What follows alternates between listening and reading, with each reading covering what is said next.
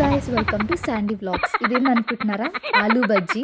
నేను చాలా బాగా చేస్తాను. సో ఇది చూసి మీరు స్కిప్ చేయకండి. సో ఫస్ట్ అయితే స్లైసర్తో మనం స్లైస్ చేసుకునే కన్నా ఇలా కట్ చేసుకోండి. కొంచెం లావుగానే ఉండాలి స్లైస్ అయితే.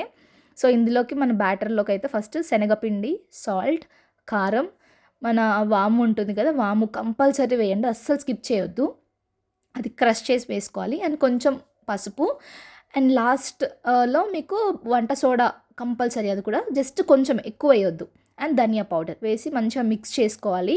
మంచిగా మిక్స్ చేసుకున్నాక లాస్ట్లో కొంచెం 2 టేబుల్ స్పూన్ ఆఫ్ హీట్ చేసిన ఆయిల్ ఉంటుంది కదా, ఏదో మన బజ్జీలకు ఆయిల్ పెడతామో అది హీట్ చేసి ఒక 2 టేబుల్ స్పూన్స్ వేయండి. చాలా క్రిస్పీగా వస్తాయి మనకి బజ్జీలు అయితే.